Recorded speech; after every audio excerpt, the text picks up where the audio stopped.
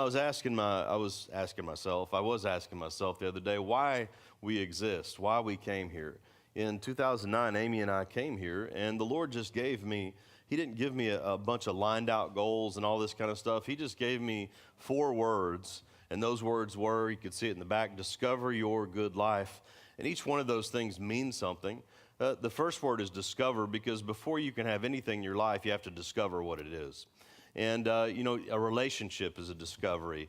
Finding God for the first time, receiving His love is a huge discovery. And so I just started asking myself, why do we do what we do? Because it's important that everything that we do focus around the center of who we are. And if I had to whittle it down to one word, it would probably be purpose. I'm really passionate about seeing people walk into a purpose, the purpose God has for their life. And, and this is part of the message, but you're going to have to be okay in your life when you find out what the Lord has for you. You're going to have to be okay with other people not understanding it. For a pastor, for me particularly, I found when we first started the church, how many of you remember when you first started something? You first started a business, or you first started I don't know if anybody in here has ever pastored before. It seems you look back and you think, man, things were a lot simpler back then. Anybody ever said that about anything? It was a lot simpler back then. And I think it was a lot simpler back in 2009 when we were meeting in the school. Yeah, we set up and we tear down and we had to do all that stuff meeting in the school, but it just seemed simpler. Now, the last time I checked, I'm supposed to be the one leading this thing. And somehow over the years, it became unsimple. And part of the reason was because I wasn't doing everything I needed to keep things simple. But I guess I got this idea in my head that the more we have and the more we have to offer and the more we can touch this person and this person and this person and trying to do everything for people, for their whims and for everything, you know what? You'll wear yourself out on people's whims. That was good. You'll wear yourself out trying to suit people's whims. And so I've come to the place now where I'm just like, you know what? I don't care if people, well, I do care. I don't want to say I don't care, but I do care to an extent that people, if they don't exactly like what we're about, because they can find a church they will like. We're not a food bank church. Sometimes finding out who you're not will help you define who you are. Sometimes you need to, it's like you pack for a trip. Amy and I have gone to, we go to Mexico sometimes just to get away. They say Mexico is a poor man's Hawaii, and I don't know, it's about the same, but anyway, we go, and it's funny, I don't pack a parka when I'm going to Mexico. I don't pack wool socks as I'm going. I pack a swimsuit, I pack light stuff, I pack stuff that I know I'm going to sweat in when I'm walking around, and I pack for the trip. Sometimes when you find out where you're going, you pack appropriately, and it's the same way in our lives. We need to learn to pack for where we're going, not pack for just anything that could be there. And so often I think that we're just carrying around a lot of luggage we don't need to be carrying around. We're carrying around a lot of extra things that just really don't apply to us anymore. And so if I had a mission statement, which the Discover Your Good Life is not really a mission statement, but it does describe some things. It means, if you never knew, it means discover love, which is to fall in love with Jesus. It means find your family, which is a church family. Build good community, which is within the church family serving. Give life back. After you serve here, you serve humanity, right? Yeah. The measure of your life is not going to be judged on how much you helped in church. It's going to be judged on what you took in church outside the walls, and that you helped somebody else in humanity. Our life, church, is all about equipping the saints for the work of the ministry. Equipping the saints for the work of the ministry. That means ministry, yeah, it happens inside church, but it also happens outside church. How many of you have ever had a Christian, usually if anybody approaches you with the gospel, or to pray for you or something like that, they're maybe one of those crazy Christians, all right? Like we like to think we are, a little weird compared. But you know what, weird? You know what it actually means? I want to get the actual definition. but it actually means a supernatural occurrence. It means having similarities to supernatural. And we believe in a supernatural God. I don't want a natural God. I want a supernatural God. Anybody else? I'm not interested in just having a natural God. If I want that, I can put a big old fat Buddha up on my mantle and worship him. But you know what? He ain't going to do anything. It's an interesting thing to me that Christianity is the only religion where the God gave before the subjects gave back. The God gave before the followers said yes. I was talking to somebody in between service, and I don't even, like I said, when I get up to speak, I have notes, but I hardly ever use them. But I was talking to him, and it's really interesting that almost every place I can find Jesus healing in the New Testament or doing something great was because he was asked to do it. It was because of the faith of the people asking, or in some cases, the little faith of people asking. But the crazy thing about it is, the one time in Jesus' life when he wasn't asked to do anything, well, he was asked by the Father, but he wasn't asked by humanity to do anything, he pursued us. He pursued us in the cross. Yeah. Yeah. Up until that point in his life, it was everybody pursuing him. Yeah. And that's really good. Because if you think about the pursuit Jesus had for you to pay the price that he paid for you, it'll change your perspective of life. Every day or every morning before or whenever I preach, I usually take communion. And this morning as I took communion before first service, I have a picture of Jesus that I look at. It's the one that little Ukrainian girl did, and it's beautiful, and I love looking at it. And oftentimes, you know, if you take communion regularly, don't let it become routine. It's very easy for the thing that once was celebrated to become tolerated. Yeah. And we don't want that. And so I was standing there, and I close my eyes when I take communion because I want to participate again in the price Jesus paid.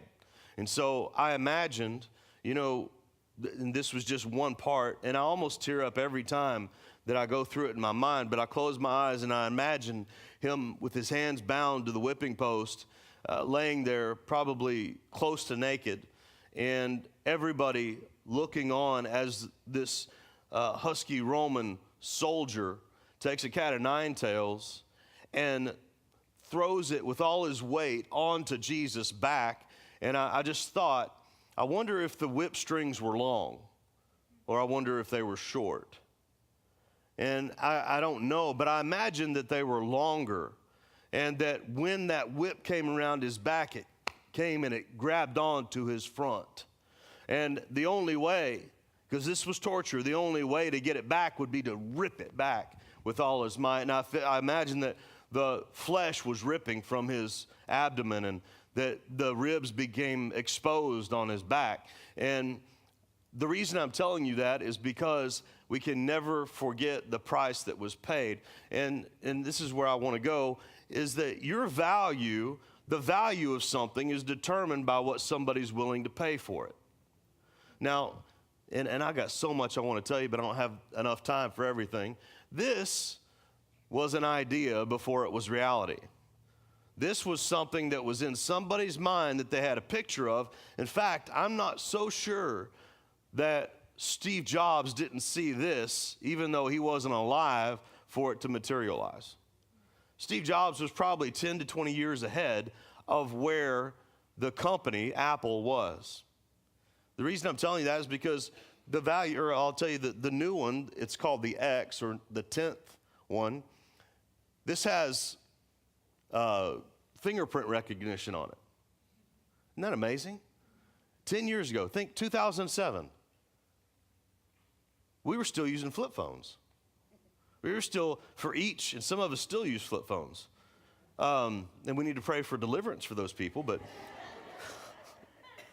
my friend back there, he sends me long texts, and I think, geez, it must have taken him like 5 hours to just do that one sentence, because it's tap, tap, tap, or a tap, tap, or a tap, and then sometimes your finger gets crazy and it's tap, tap when you just needed one tap, and then you got to go back all the way through and tap, tap, tap, and I just was like, that is insanity. we got to put a mercy offering together to get you a new phone. But anyway, the new one that's coming out is all screen. That's what the big thing is. And it's smaller than this, but it has the same size viewing capabilities, and there are no buttons on it. Now it's facial recognition. It looks at you, it finds your face, it looks at ticks, it looks at different things, and it will look at you, getting a little weird, but you know I'll get one. Because if I don't have any company that day, at least I have my phone. You know, the phone has become the greatest companion of mankind. When 10 years ago it was not. I mean, just think about it. I mean, how many people do I have in here that are 50 years or older? I'm not there yet. I'm holding my hand up to participate with you, but I'm not there yet. I'm 47, very close. But I remember when you couldn't carry a phone anywhere because it was attached to the coil in your wall. I remember when I wanted a cell phone so badly that they had come out with wireless phones for the house. And they were really cool. Amy loves it when I tell this story, and my children probably think they had a corny dad, but just my two children sitting over here, and I don't know where my other one is. She's probably serving. But I remember having a Motorola cordless phone in my room. And I remember wanting a cell phone so bad. But you remember the first ones you carried a bag that the phone came in, and it still had a cord on it, and you would put it up. Do you remember those? I'd got to get one of those. Or do you remember the Motorola's, the brick ones? I mean, if it ever died and you were in a fight, you could kill somebody with one throw at this thing. And you almost had to cradle it with two hands to hold it to your ear. It's a workout all in itself, but I wanted one so badly that I had this little Fiat 128 Spider, baby blue, first car. Paid like $1,200 for it. Loved this little car. Anyway, that's a different story. I totaled it, as many of you probably know. 25 accidents. There's a few cars that go to the grave. But I took my Motorola home phone that flipped open to my car. I figured if I didn't have a cell phone, I could look like I did. And I remember driving my hair. I mean, I had hair like my son's back then. I don't know what's happened to it now, but I had long, curly locks, and they were beautiful, and Jesus gave them back to me. But I remember opening that thing up, and there was nobody on the other end. It didn't have reception miles away at my house, but I would talk to people. This is weird. I'm just telling you, this is the guy that's pastoring the church now. So it was good practice because, you know, some of the best conversations I had were with myself. So anyway, I don't know why I got on all of that, but because the idea of this existed 10 years ago, but it took 10 years to get it into physical manifestation. And what I wanted to tell you was what we determined, the value, so I should just hold on to this. The value, because I don't have a knife on me right now, but the value of this is determined by what market says it'll bring or what people will pay. Yeah? So my question to you is this. You remember the cat of nine tails pulling flesh from Jesus' body, exposing the ribs on his back.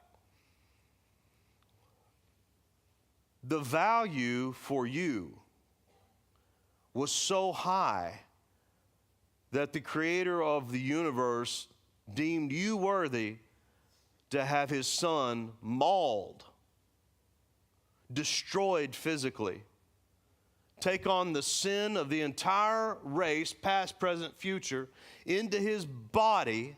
Isaiah says that when that happened, he was unrecognizable as a man. He looked like a piece of meat hanging on the cross. And that's the price. That's how valuable you are. Because it was the price that was the price God was willing to pay for you, for your spirit man to be redeemed. And we walk around valueless. thinking we have no value, we have no worth. You know, when you go to work on a job, go ahead and put up Daniel 11:32. When you go to work on a job, they can tell you what you will make by the hour. In fact, you know, a job's really interesting because what you said is that I will give you this day of my life that I can never get back, I can never redeem for X amount of dollars an hour or X amount of dollars a year. I'll give you this year of my life. Now, if you start thinking about if this phone was worth $200 and it takes me 3 days or 2 days to earn $200, I have given 2 days of my life, time I'll never get back, for something that will be replaced in 6 to 7 months. It makes you look, start weighing things out a little bit differently on how you spend your money, because your money represents your life. Now you know why tithe is so important. It's not because it's a law, it's because it's leverage. Your tithe is leverage against the dominion of darkness. And most people walk around with no leverage.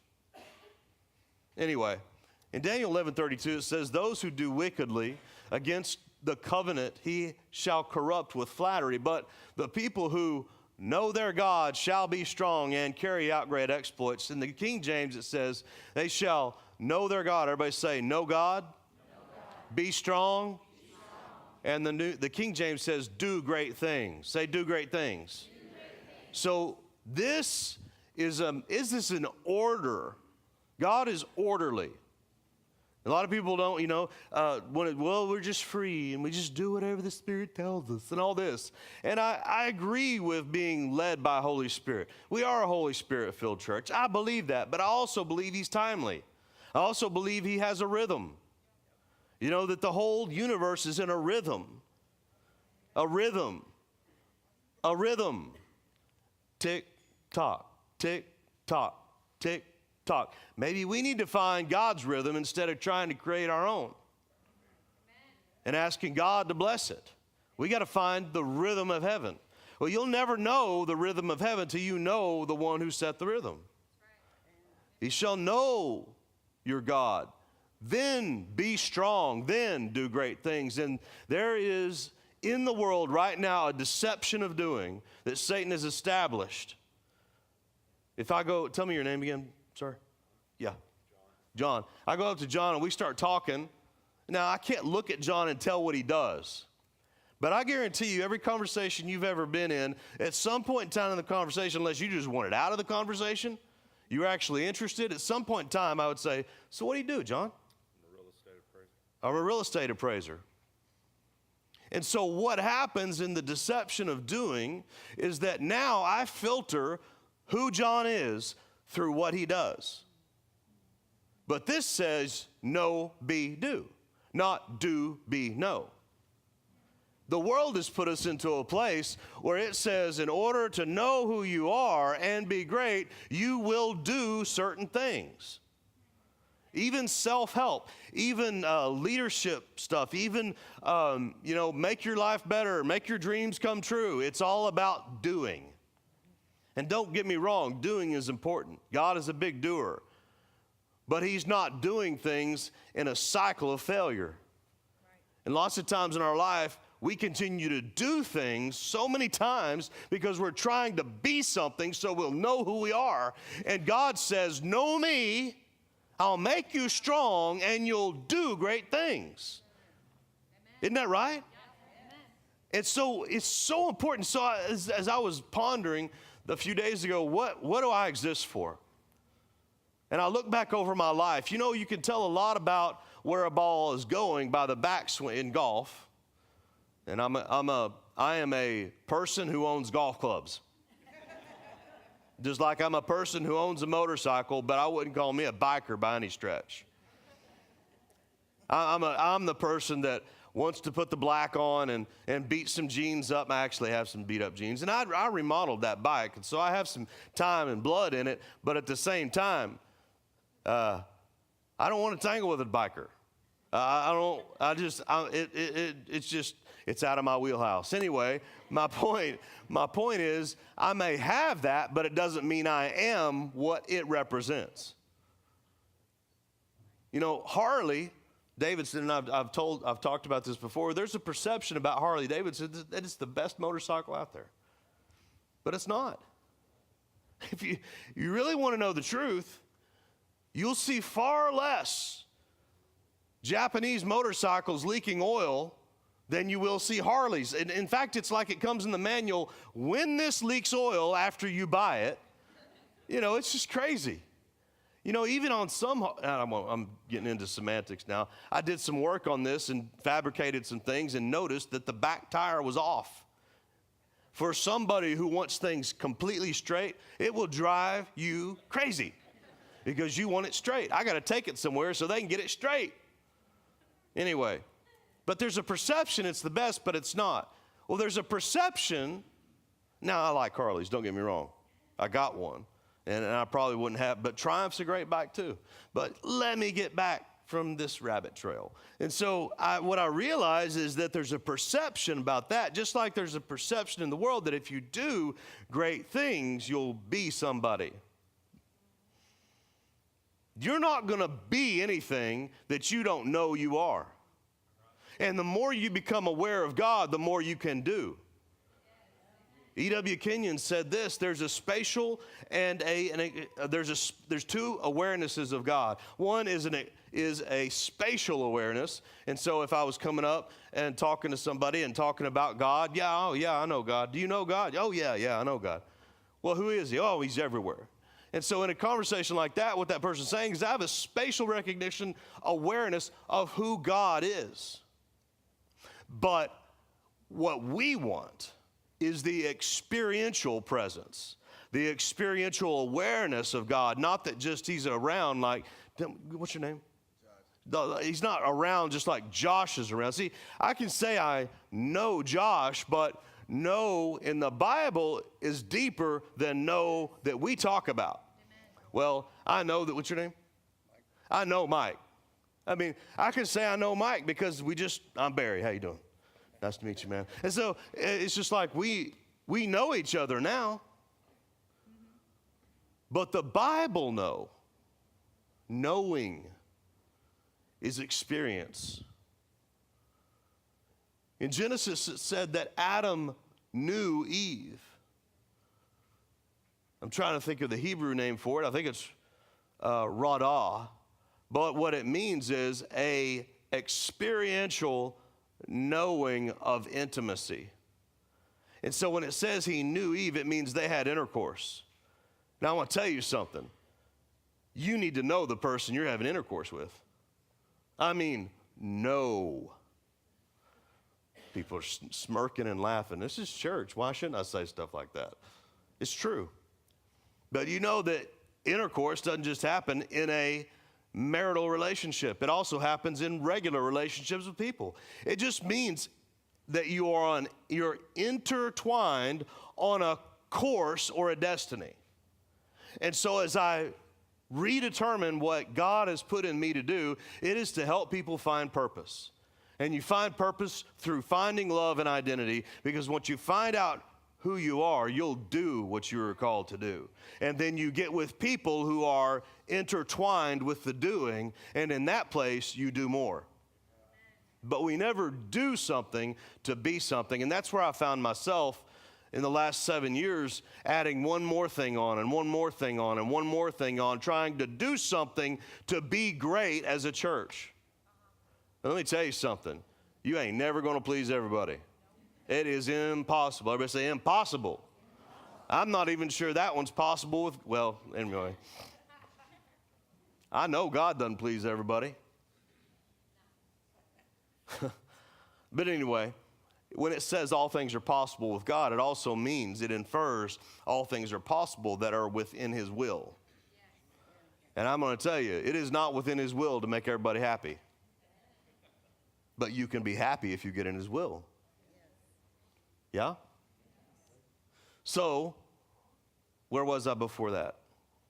Value, purpose, identity. This is what I love.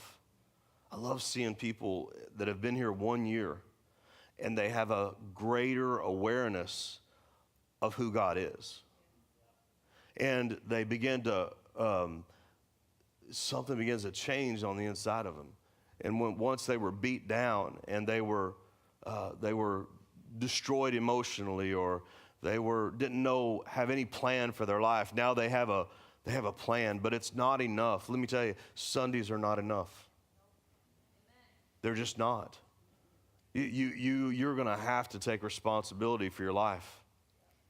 I won't take responsibility for someone else's life. I can do what God's called me to do, but what you do is up to you.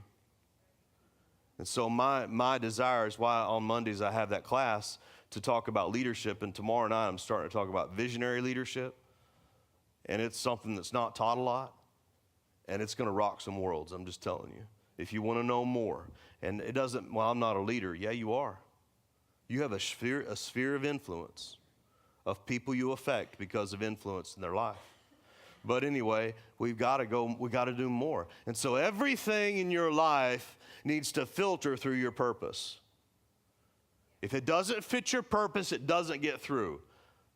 So now if somebody comes to us, I got a great ministry idea, Barry. I mean, and I'll say, praise God, man. That's not part of us, but let me find you a church where it can be used. I mean, I don't want people to leave, but at the same time, if someone's, sometimes people come to church with an agenda. They just want you to be the roof for their ministry.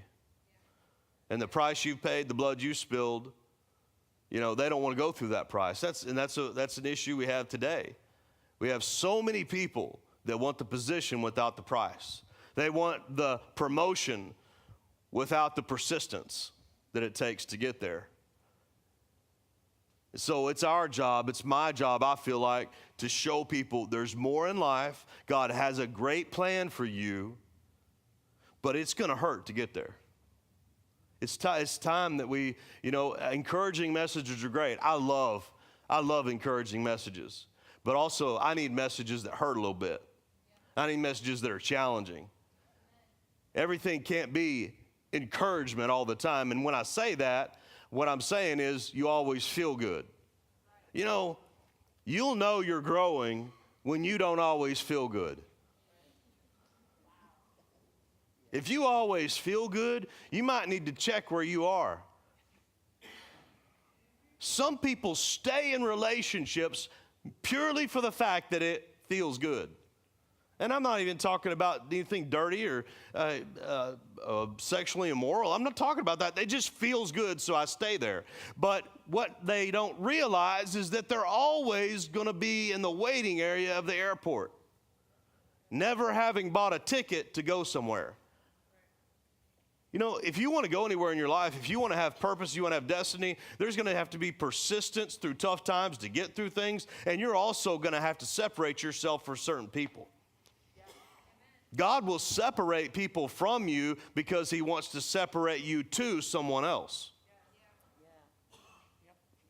For every new level the Lord wants to take you to in his life, and he wants to take every single person here. Every single person here, he wants to take you to a new level, but he can't do it without your permission. He is bound by your fear. Oh, come on now. He is bound. The Lord, the only time he is diminished or that he is bound is by unbelief. Look back when Jesus went into his own hometown, it says he could do no mighty works. He could do no dunamis. He could do no dynamite. He could do nothing very powerful except he healed a few sick folk because they did not believe. They did not honor who he was. Honor will always, I don't care who you are or where you go. If right now I had a chance tomorrow to meet Donald Trump, I would take it. But I can guarantee you this, I would listen and not talk because I want to honor who he is. And you say, well, I don't like him. Well, do you know him? You know, a lot of people draw unfair conclusions about people they have no idea who they are, they've spent no time with, and they said, well, he's this and he's that. I want to tell you something. If you're going to go anywhere in your life, if you're going to rise to any place of effectiveness in your life, you're going to become known for the effectiveness, and it will bring a measure of fame to you, and you better get ready now that you're going to have to get tough to get through it.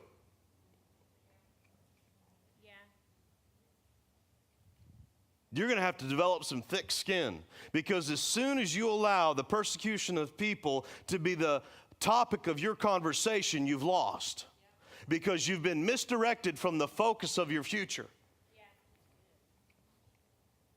When we had people leave here, I was so distracted by people leaving that I wasn't paying attention to the ones staying. How stupid can you get and still breathe? I mean, come on. And so I had to focus myself back on the full seats.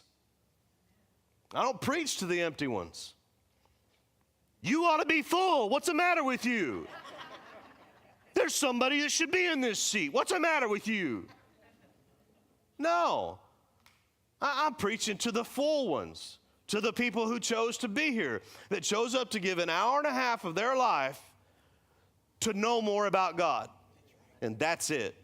Amen. Know more about God. And anything I say here should be a springboard or a place of discovery for you to go later, not to stay still. God doesn't steer cars in park. You got to be moving. You got to be doing something. I don't see one person in the Old or New Testament that God called to greatness that was doing nothing. They were rolling out of bed at 11, eating cereal in their pajamas on mom's couch and playing video games. I don't see God calling those people. I see God calling the one that's doing something. And you may say, well, what I'm doing right now is not what I want to do, but the thing you don't want to do that you're doing will get you to the thing you want to do.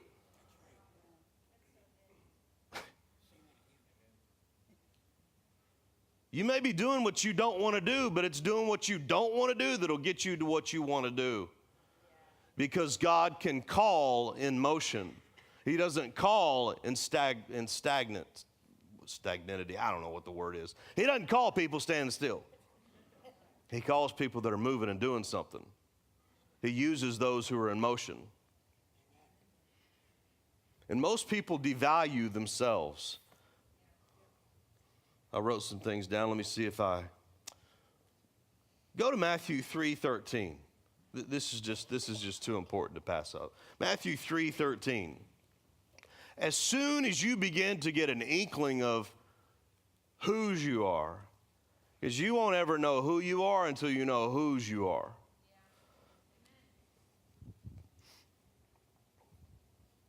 In order for me to know my brother over there, I'd have to what? Spend time. In order for you to know God, you have to spend time.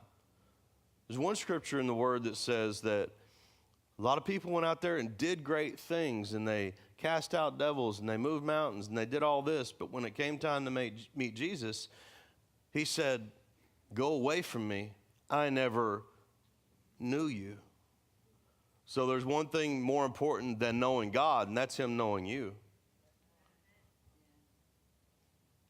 Does God know you? Does he know me? It's just too important to pass up. We don't have a lot of time left. We're closer to Jesus coming back than we ever have been. It's a true statement. I don't know when he's coming, but I want to be ready when he gets here.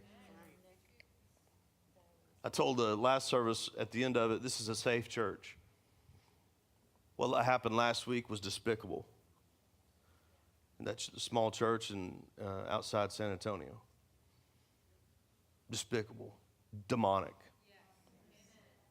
The man allowed himself to be possessed and killed 26 people, babies, children. You know, sometimes things like that happen, and I get so upset that I wish they hadn't taken their own life so somebody else could take it. that's the vengeance part of me. Thank God God's not like that. Because the truth is, if we all got what we deserved, it'd be a pretty bleak picture. Yeah? Okay. Matthew 3:13 says this, then Jesus came from Galilee to John at the Jordan to be baptized by him. And John tried to prevent him, saying, I need to be baptized by you. Are you coming to me? And Jesus answered and said, permit it to be so now, for thus it is fitting for us to fulfill all righteousness. Then he allowed him. When he had been baptized, Jesus came up immediately from the water, and behold, the heavens were opened to him, and he saw the Spirit of God descending like a dove and lighting upon him. And suddenly a voice came from heaven saying, this is my beloved Son, in whom I'm well pleased. I want to just tell you that if God said this about Jesus, this is my beloved Son, in whom I'm well pleased. Before Jesus ever did anything, then no amount of you doing can make God more pleased with you. You got to realize he's pleased now before you've done anything. In this one scripture, Jesus' identity is not, this wasn't for him. Jesus didn't need to know who he was. He already knew. He knew he was the Father's. He knew he was the Son of God. But for others to get in unity with what Jesus already knew, a voice from heaven came and said, this is my Son in whom I'm well pleased. And I want to tell you, as soon as you get a glimpse of your identity, Satan will come to steal it. Because if he can get you out of the knowing, he can get you in the deception of doing. In Matthew 4, right out of identity, Jesus goes into temptation. If we do not watch the word, don't just read the word, watch the word. Right out of chapter 3 and verse 17, this is my Son whom I'm well pleased, goes into chapter 4, and we know there was no chapter and verse back then. It was just happening. And so the next thing that happened after Jesus was confirmed as the Son of God is he went into temptation for 40 days. And the first thing Satan said to him was this, turn these stones into bread. But what did he say before that? If you are the Son of God. You see, the perfect moment to destroy anybody is when they just found out who they are. Because it's a vulnerable moment, because they're walking out of, this wasn't Jesus, but they're walking out of the past and into a new future, and so they're vulnerable and weak enough that you could push them back into the past. I'm going to tell you, anytime you're going to do something in life, your past will always try to pull you down and keep you there. As soon as you start attaining anything, it's going to try to pull you down. Whether it's your walk with God, whether it's business, whether it's a talent or something that you're developing, as soon as you get any measure of success, and Satan, while he can't see the future, he can see the backswing. And in the backswing is where the ball's going to go. And so he's been around long enough, so he sees patterns in people's lives and tries to use those patterns to keep them from persistence, to pull them out of it, to tempt them out of it. I believe I need to give this word that temptation is not sin, guys. It's only succumbing to temptation that's sin. Some people get so racked up in their mind thinking, oh, I'm just tempted. I'm such a bad person. No, you're just like Jesus. He was tempted just like all of us. Right. Amen? So just real quickly, the first thing that Satan comes and tries to tempt Jesus' identity with is performance. If you turn these stones into bread, then I'll know you're the Son of God. If you do this and be strong or show strength, I'll know who you are. Jesus said, shut up and get away from me. You foul, disgusting, stinky pile of, you know what? The next thing he says, throw yourself off the building and the angels will come and they will bear you up under their wings. And he says, you shall not tempt the Lord your God. Power. The first thing was performance. Jesus was tempted into rob his identity. The second thing was, if you're the Son of God, then do. If you're the Son of God, be strong. If you're the Son of God, step off, they'll catch you. Performance was the first one. Power is the second one. He will tempt you with power. But anytime he tempts you with power, it's only a temporary power. You know, there's a difference between leather and pleather. I hate it when I go on to Amazon and I buy something and it says it's supposed to be leather, and it says that in the description, and somewhere in fine print it says, just like leather. I want to tell you what's just like leather. Leather. Not just like leather. There is nothing just like leather. It's baloney. Well, baloney's not like leather. That's not what I'm saying, but there's nothing just like leather, just like there's nothing just like Jesus. Right. And you're in a time and a day and an age where people are trying to tell you that there's stuff just like Jesus, and there's nothing just like Jesus. The last thing he said was, bow down to me, and everything is yours. Possession. Jesus was tempted with performance, power, and possession, and you'll be tempted the same. It's the 3 G's. You know, well, one of them's not, but anybody ever heard the 3 G's? God, the gold, the girls, and the glory. I think about ministers who have fallen, and it always surrounds one of those 3 things, or 2 of them. Usually it's not just one, because they walk hand in hand so much. But if you don't know who you are, you'll start believing what people say. You know, compliments are great, but that isn't who I am. What you actually are doing, and I think compliments are good and they're appropriate. I think you should tell people when they did a good job to encourage them, but you're only encouraging them for a moment you saw, not the life they've lived.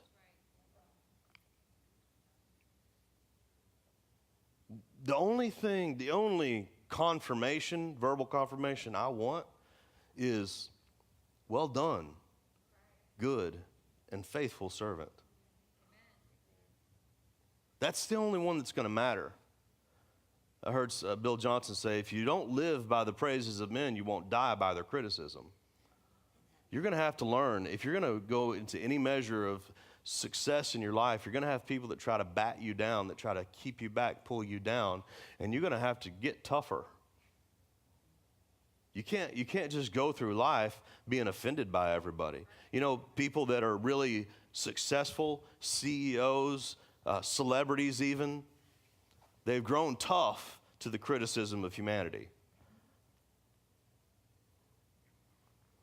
It's easy to criticize somebody you don't know, that you've spent no time with, because you've heard them say something you didn't like, or better yet, you've heard a report on the news or a church member say something about them, not knowing for yourself. You know, the best rule of thumb is don't talk about people negatively. Amen? Anyway, I hope.